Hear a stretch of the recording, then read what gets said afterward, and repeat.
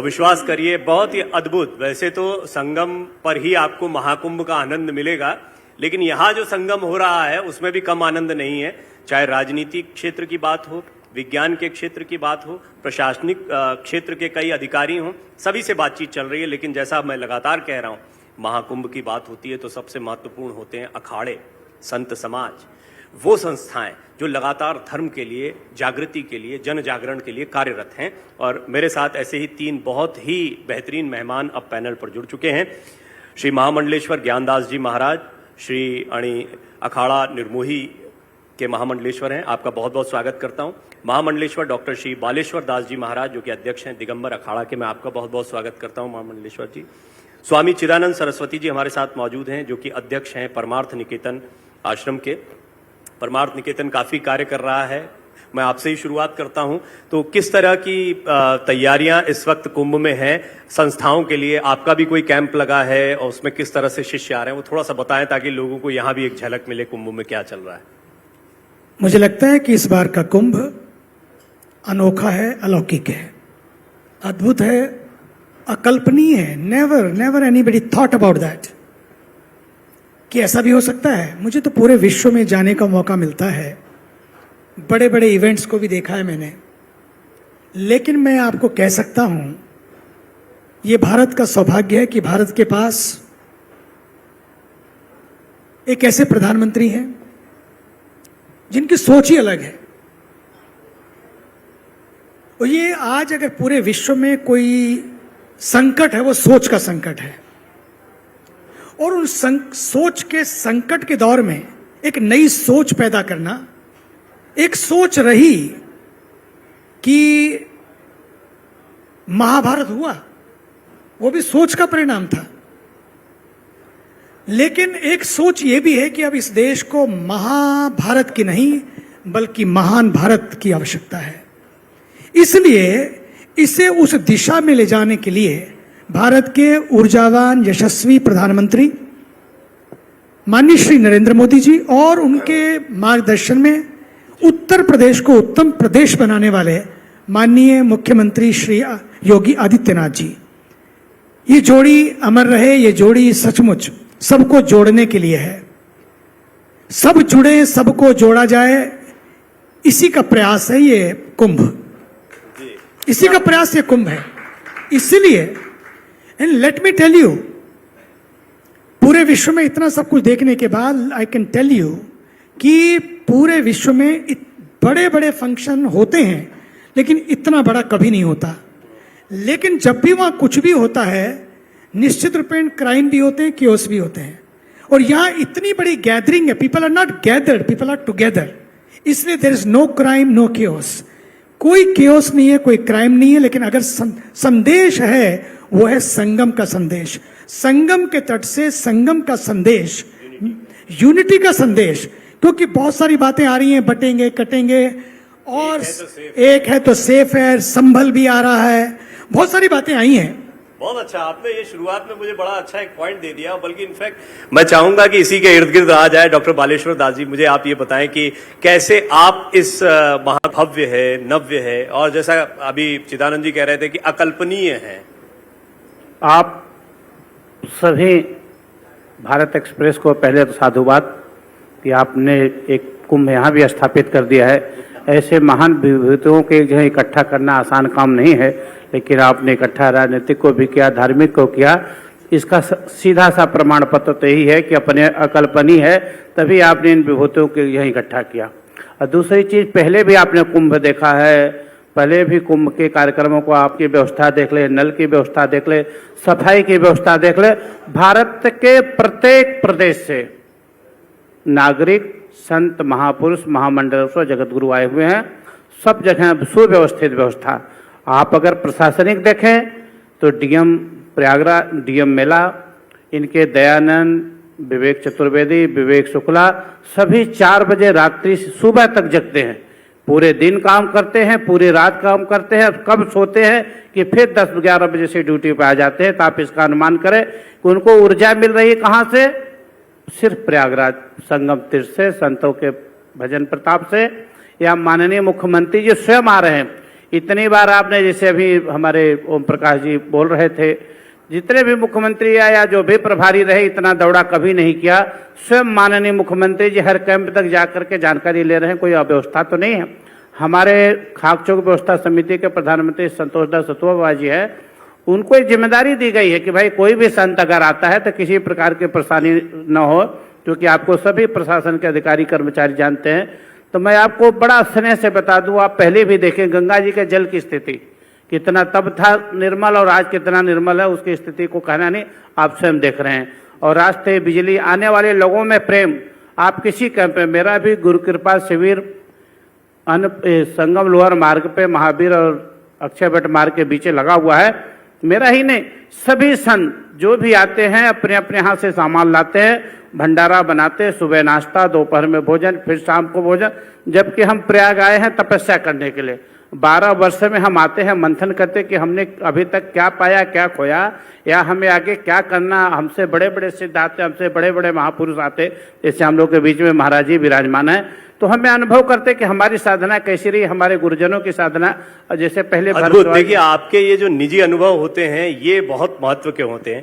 महामंडलेश्वर ज्ञानदास जी, मुझे आप थोड़ा सा ये बताएं, इस बात को ही आगे बढ़ाएं। कई बातें तो कही गई हैं, चाहे वो व्यवस्थाओं के लिहाज से हो, ये महाकुंभ अद्वितीय सा दिखाई पड़ता है।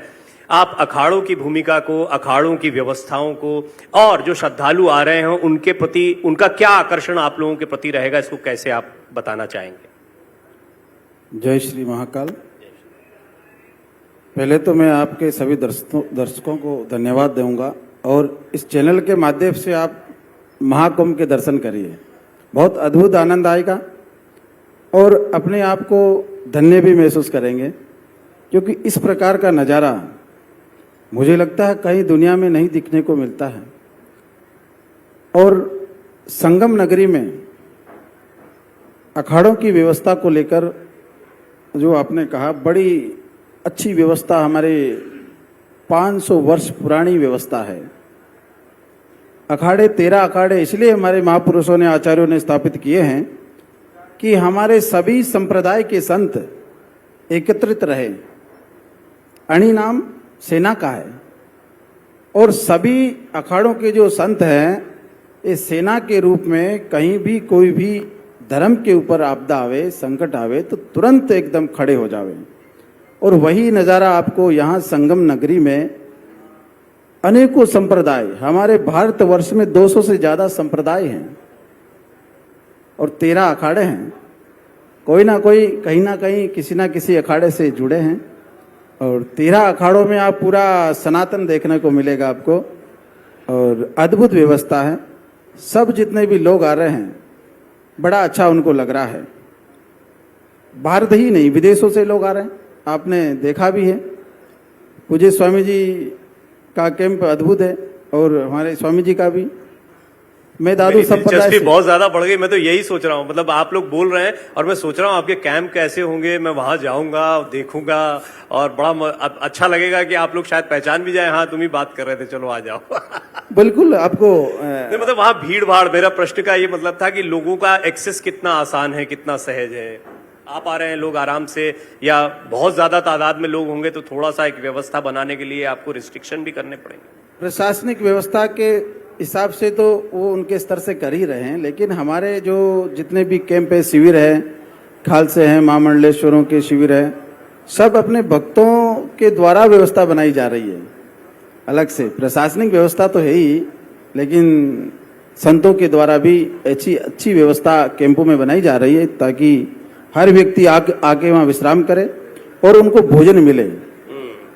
चलिए, इसको और थोड़ा चर्चा को आगे बढ़ाते हैं। चिदानंद जी, मैं क्योंकि कैंप की बात पर महामंडलेश्वर जी ले आए बात को, तो यहाँ पर जरूर आना चाहूंगा। और मैं लगातार सोशल मीडिया पर कई तस्वीर, मेरे मित्र हैं, पत्रकार मित्र आपके पास जाते हैं और वो आपके कैंप की तस्वीरें डालते हैं कि तो ये कैंप का भी कोई कंपटीशन होता है कि इसका कैंप कितना अच्छा है? मुझे याद है जब पिछली बार मैं आदरणीय योगी जी के साथ भोजन कर रहा था, तो मुझे उन्होंने कहा 2019 में हमने इस बार टेंट सिटी बनाई है। तो मुझे देखने के लिए आदरणीय सुरेश खन्ना जी के साथ भेजा, मैं देखकर आया। मैंने उनको आकर कहा, आपने टेंट सिटी बनाई है, मुझे लगता है हम टाट सिटी बनाएंगे। टाट सिटी, एवरीथिंग जूट। और उस टाट सिटी में आप आएंगे, प्रयागराज के ही बच्चे और बच्चियां, उनके बच्चों के माध्यम से ही हम लोगों ने कला पूरी की है, कलाकृतियां बनवाई हैं। और जो हमारे आसपास निषाद राज की पत्नियां हैं, निषाद राज तो बोट चलाते हैं, और उनकी पत्नियों से हमने जो लाइट लगाई है, वो टोकरी बनवाई, टोकरी को उल्टा किया, नीचे लाइट ऊपर टोकरी, और वो सारा इको फ्रेंडली। दूसरा, प्लास्टिक मुक्त कुंभ बने, उसके लिए अपने कैंप को हमने क्या किया, प्लास्टिक मुक्त कैंप बने। The note bottle, plastic bottle is allowed. जैसे आप आएंगे प्लास्टिक बॉटल ले लेंगे, वहाँ बॉटल क्रशर मशीन लगी है, बॉटल क्रश्ड हो जाएगी, और साथ ही कियोस्क लगा है, उसमें आप बटन दबाइए, आपको स्टील की बोतल या मिट्टी की बोतल मिल जाएगी। फिर बगल में पानी भरने के लिए मशीन लगी है, और वो भी इतना शुद्ध, एक मशीन 15 से 20 लाख की मशीन है, 21 लाख की मशीन है, ताकि आरओ से भी ज्यादा शुद्ध पानी वहां पर आपको संगम का जल मिल सके। आपने बटन दबाया, आपको वो मिला, and free, it's all free. और उसके साथ साथ पूरे कुंभ में हम ऐसी व्यवस्था करें, भैया अपना थैला अपनी थाली, अपना थैला अपनी थाली अपना थैला, कुंभ कभी ना होगा मैला, इसलिए अपनी अपनी थाली लेके आओ। नहीं है तो थालियां, 1 लाख थालियों का प्लान किया जा रहा है, ताकि जो आए उनको फ्री में दी जा सके।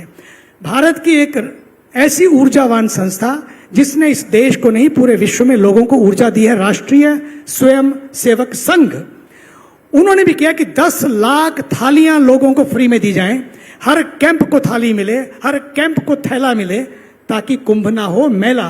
क्योंकि मेले मेल नहीं बढ़ाते, मेल नहीं बढ़ाते, मेल बढ़ाते हैं। इसलिए इस मेल को बढ़ाने के लिए भारत के ऊर्जावान प्रधानमंत्री ने इस देश को पहले दिन जब यहां पर आए, उन्होंने कहा कि ये एकता का महायज्ञ है। उस एकता के महायज्ञ में भारत के ऊर्जावान प्रधानमंत्री ने भारत को एक्सप्रेस वे में डाल दिया है। आज भारत एक्सप्रेस चैनल ही नहीं, बल्कि मुझे तो लगता है कि आज भारत को एक्सप्रेस वे में डाल दिया है। और इसका अर्थ है, तभी वहां पर विकास की बात भी हो रही है, विरासत की बात भी हो रही है, वहां पर साइंस की बात भी हो रही है, स्पिरिचुअलिटी की बात भी हो रही है, आध्यात्मिकता की बात हो रही है, लेकिन अर्थ की भी बात हो रही है कि एक ऐसा अर्थ, कितनी बड़ी सोचिए सोच है ये। लोग कहते हैं मंदिर बनाने से क्या होता है, देख लो मंदिर बनाने से क्या होता है, कितने हजार करोड़ खर्च हुए मंदिर, वो भी समाज के पैसे, समाज के खर्च हुए, दान के खर्च हुए, सरकार के नहीं। लेकिन सरकार ने जो व्यवस्थाएं बनाई, उसमें अगर आप देखिए, एक व्यक्ति आता है तो कम से कम 2 से 3 हजार खर्च करता है, गाड़ी में, पेट्रोल में, इसमें उसमें, खाने में, पीने। अर्थव्यवस्था, आध्यात्मिक व्यवस्था भी है, लेकिन अर्थव्यवस्था भी है। अगर इस कुंभ में भी लोग आ रहे हैं, आप देखिए, कोई भी कितना भी गरीब क्यों ना हो, कम से कम 2000 तो खर्च करेगा। अब 2000 खर्च करेंगे और 40 से 50 करोड़ लोग आ रहे हैं। Can you believe? कोई भी विश्व में एक फंक्शन ऐसा नहीं होता जिसमें इतनी बड़ी अर्थव्यवस्था को, 2 लाख करोड़ की अर्थव्यवस्था को खड़ा कर दिया है। इतना तो कोई एफडी भी ब्याज नहीं देती है, कोई एफडीआर इतना बड़ा ब्याज नहीं देती है। आप लगाएं 5000 और मिले 2 लाख मुझे करोड़। आपकी बातों को मैं अगर समअप करूं तो 2 बहुत अच्छी बातें निकल कर आई। प्रयाग वो नगरी है जो सबका उद्धार करती है, लेकिन ये महाकुंभ ऐसा है जिसने प्रयाग का भी उद्धार करने का कार्य किया Beautiful, I love है। it. क्योंकि प्रयाग को जो है, आप 10 साल पहले देखा हो, आज देखते हैं तो प्रयाग बहुत बदल चुका है। दूसरा, मेला मैल नहीं बढ़ाता, मेल बढ़ाने का काम करता है। ये लाइन मुझे बहुत अच्छी लगी। डॉक्टर बालेश्वर जी, आप मुझे थोड़ा सा अपने कैंप के विषय में भी बताएं कि वहां किस तरह की चीजें हैं। देखिए, ऐसा सचमुच लग रहा है कुंभ दर्शन हो रहा है यहाँ पे बैठे। नहीं, कुंभ में दर्शन, आपका स्वागत हमारे कैंप में आने पर। मैं सिर्फ अपने कैंप की बात नहीं कर रहा हूँ, महामंडलेश्वर होने के साथ स्वामी जी भी विराजमान हैं और हमारे महापुरुष ज्ञानदास जी महाराज भी विराजमान हैं। प्रत्येक महामंडलेश्वर, प्रत्येक कैंपधारी की व्यवस्था रहती है कि जो जहाँ से आता वहाँ से व्यवस्था लेके आता है, और उस रास्ते से जो नर नारी गुजरते हैं, सबको चाय, सबको नाश्ता, सबको भोजन बुला करके, ऐसा नहीं कि दुत्कार करके आप आ गए तो आपको खिलाना पड़ेगा। आपको सम्मान, जैसे अपने रिश्तेदार को बुलाया जाता है, उससे भी अधिक कि आइए आइए प्रसाद पाइए, बुला करके सम्मान के साथ बैठा करके खिलाया जाता है, जल पिलाया जाता है, चाय पिलाया जाता है। सारी व्यवस्थाएं सुव्यवस्थित, आपको आने पैसा नहीं लगे कि हमको भोजन दिया तो थोड़ा हमारी शिकायत हो रही है, आपको उतने सम्मान मिलता है जितना आपको अपने घर में मिलता है। उसी प्रकार से प्रसाद पाने का सिस्टम होता है सभी कैंप का। सिर्फ मैं अपने कैंप की बात नहीं कर रहा हूँ, सभी कैंप में, चूंकि सनातन का यही सिद्धांत है। स्वयं अगर आपको सम्मान चाहिए तो दूसरे को आपको सम्मान देना पड़ेगा। अगर आप दूसरे का सम्मान नहीं करेंगे तो आपका सम्मान नहीं मिलेगा। भारत की ये परंपरा रही है, सनातन अपने बड़े से लेकर छोटों तक इस कुंभ में यही सिखाया जाता है। इसीलिए हमारे अखाड़े होते हैं, जगत गुरु होते हैं, महामंडलेश्वर होते हैं।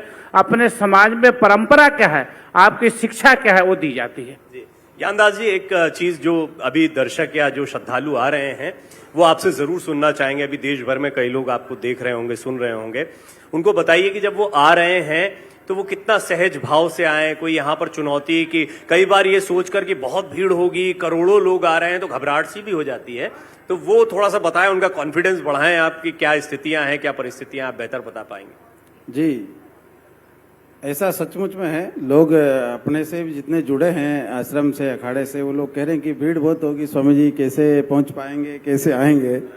तो मैं आपके चैनल के माध्यम से कहना चाहता हूं कि प्रशासनिक व्यवस्था इतनी अच्छी है कि सरकार के द्वारा कुछ गाड़ियां भी चलाई जा रही है। उस समय जब आपको कोई ट्रेन छोड़ती है या बस छोड़ती है तो जो प्रशासनिक व्यवस्था है उसके वाहन के द्वारा भी आप अपने कैंप या संगम के आसपास आपको जो है छोड़ेंगे। तो इस बात की चिंता नहीं करें कि क्या होगा क्या नहीं होगा, कुंभ में कैसे जाएंगे, भीड़ बहुत होगी। मैं कहना चाहता हूं कि आप आइए और निश्चित होकर आइए। कोई कुछ ऐसी बाधा नहीं है कि आपके यात्रा में कोई प्रकार की रुकावट हो। जिस प्रकार पहले सदियों से जब हमारा मेला चला आ रहा है, अंग्रेजों के ज़माने में उस शासन काल में भी हमारा मेला लगा है, उसमें भी लोग नहीं रुके, रोकने से भी नहीं रुके। तो आपको तो बुला रही है सरकार और संत बुला रहे हैं, तो आपको जरूर आना चाहिए। जी, मैं जानता हूं कि आप तीनों ही बहुत व्यस्त हैं, बल्कि चिदानंद जी के तो कई कार्यक्रम भी लगे हुए हैं, बैक टू बैक पहले ही बोला था। लेकिन चलते चलते मैं चाहूंगा कि एक टिप्पणी आपकी अवश्य हो। राष्ट्र निर्माण में ये महाकुंभ कितना महत्वपूर्ण है और कैसे इसको डिफाइन करेंगे? मुझे लगता है भारत के ऊर्जावान यशस्वी प्रधानमंत्री जी ने पहले दिन 13 को शुरुआत होनी है और 13 को दिसंबर को कह दिया कि ये राष्ट्रीय एकता का महायज्ञ है। क्यों? क्योंकि मुझे लगता है ये सरकार नहीं है, ये संस्कारी सरकार है। उसके दिमाग में है कि यदि राष्ट्र को खड़ा करना है तो आप कोई और तरीके से खड़ा नहीं कर सकते। उसके लिए अहंकार से नहीं, संस्कार से खड़ा करना होगा। क्योंकि जीता हुआ भी व्यक्ति हार जाता है अहंकार से, और हारी हुई बाजी भी आदमी जीत जाता है संस्कार से। इसलिए संस्कारों की धारा इस देश ने कभी ताकत और तलवारों के बल पर राज शासन नहीं किया। ये भारत ताकत और तलवारों के बल पर नहीं, ये भारत संस्कृति और संस्कारों के बल पर खड़ा है। इसलिए मैं कहना चाहता हूं, ये जो नेगेटिव नैरेटिव बना दिए जाते हैं कई बार, आज इस देश को जो जहां छपना चाहिए था उसे छिपाया गया, और जो छिपाया जाना चाहिए था उसे बाहर जाकर बताया गया। मुझे तो लगता है आज हमें अपने चश्मे बदलने होंगे, आज हमें अपनी ऐनक बदलनी होगी, हमारे एंगल बदलने होंगे।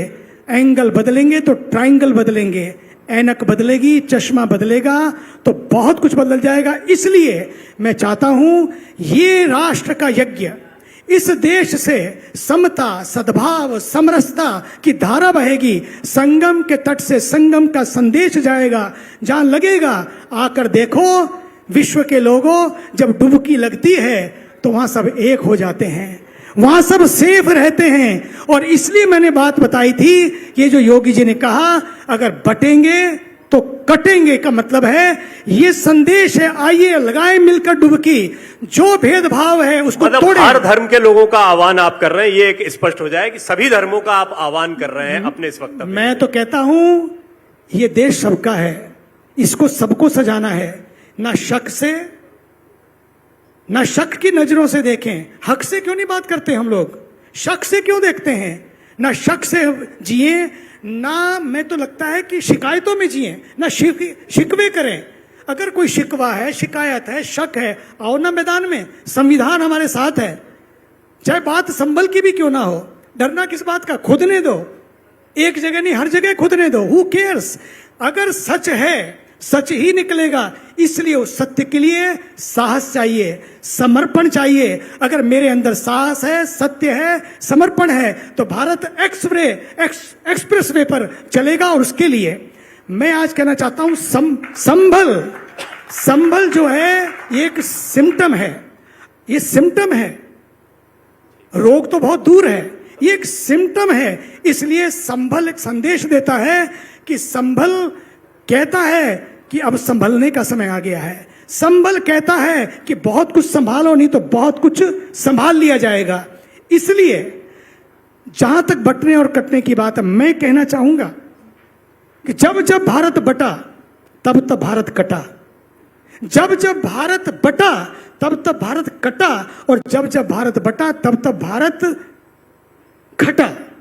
आप देख लीजिए अफगानिस्तान, देख लीजिए पाकिस्तान, देख लीजिए पीओके, देख लीजिए बांग्लादेश, अपने सामने सब कुछ घटता चला जा रहा है। इसलिए निश्चय करें इस संगम के तट से, न कटेंगे न काटेंगे।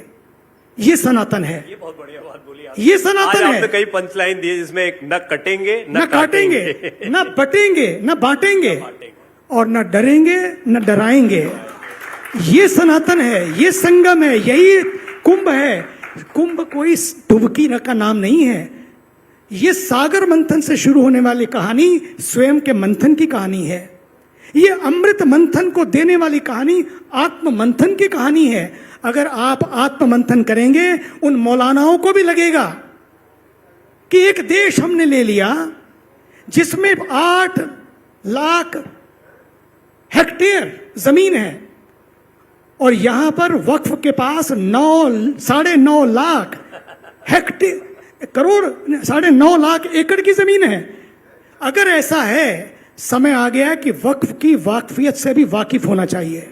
वक्फ का भी वक्त आ गया है, उन्हें भी समझना होगा कि वक्फ की जमीन अपने जमीर पे हाथ रखकर पूछें कि क्या कुछ चंद लोगों के लिए है, क्या कुछ मुट्ठी भर लोगों के लिए है। मुट्ठी भर लोग ही अब मुट्ठियां ताने हैं, इसलिए उनको डर लगता है। यहां इस देश में संविधान है, डरने की जरूरत नहीं है। कहीं भी कुछ खुदता हो खुदने दीजिए, लेकिन इस देश में संविधान में खुदाई भी हो अगर, उसकी भी दवाई संविधान है, जहां सब समान है, सबका सम्मान। आज माननीय उप मुख्यमंत्री केशव प्रसाद मौर्य भी थे मंच पर। उन्होंने भी आपने जो बात कही उसी संदर्भ को मैं जोड़ रहा हूं, उनकी बात याद आ गई मुझे। आज इसी मंच पर उन्होंने कहा है कि लोगों को डराया जाता है, और जो बताते हैं, जो इस तरह के नैरेटिव, जो नैरेटिव शब्द का इस्तेमाल चिदानंद जी ने किया है, वो नैरेटिव दरअसल धोखा दिया जा रहा है। अगर आपको कोई बरगला रहा है, कोई गलत जानकारी दे रहा है, तो वो वैमनस्य पैदा करने का प्रयास है।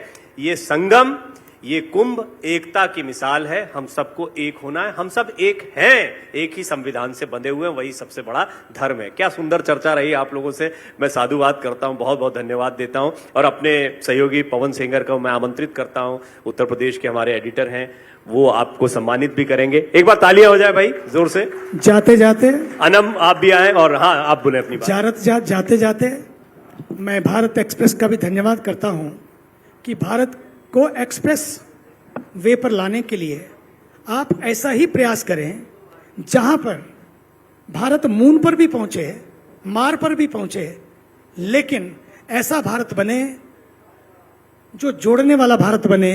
ऐसी खबरें आए जो खुद की खबर लेने की ओर ले जाएं, तो मुझे बड़ी प्रसन्नता होगी। और इसके लिए मैं उपेंद्र राय जी का, मेरे बहुत करीब हैं, हम लोग मिलते रहते हैं, और मैं उनका भी धन्यवाद करता हूं। समय नहीं था तो भी मैंने कहा बात उपेंद्र जी की है, बात नरेंद्र जी की है, फिर उपेंद्र जी की। जब ऐसी बातें कहीं भी इंद्र लग जाए ना, आजकल लगता है कि कुछ नया जुड़ेगा, कुछ नया। और मैं बताता हूं, इस देश में कुछ भी घटता है, कुछ घटाने के लिए नहीं, कुछ नया घड़ने के लिए घटता है। इसलिए देश प्रगति के पथ पर जाएगा, और इसके लिए मैं उपेंद्र राय जी का, आपका, हम भी लोग मिलते रहते हैं, पूरी टीम का, भारत एक्सप्रेस, भारत को एक्सप्रेस वे पर ले जाने के लिए आप पूरी टीम का मैं धन्यवाद करता हूं। धन्यवाद, जोरदार तालियों से पूरी टीम का भी धन्यवाद। धन्यवाद। तो सत्य, साहस, समर्पण, यही हमारी टैगलाइन है, और इसी के साथ हम चलते हैं। आज बहुत ही सुंदर चर्चा कॉन्क्लेव के दौरान हो रही है। कई और मेहमान हमारे साथ लगातार जुड़ते रहेंगे। अभी तक राजनीतिक हस्तियां जुड़ी हमारे साथ, प्रशासनिक अधिकारी हमारे साथ जुड़े, आध्यात्मिक क्षेत्र से आप देख रहे हैं किस तरह की दिग्गज हस्तियां, कितने बड़े बड़े चेहरे हमारे बीच में जुड़े हैं। और इस चर्चा के दौरान कई अद्भुत बातें सामने आई। सचमुच में ये मंच अपने आप में किसी संगम से कम नहीं है। यहाँ पर आप संगम देख रहे हैं, अलग अलग विषयों के जानकारों का, वैज्ञानिक भी इस मंच पर आए, यहाँ पर प्रशासनिक अधिकारी भी आए और सबने बताया कि महाकुंभ की तैयारियां कितनी भव्य हैं। सचमुच में ऐसा लगता है कि कुंभ दर्शन, एक प्रयाग दर्शन हम यहाँ से भी कर पा रहे हैं।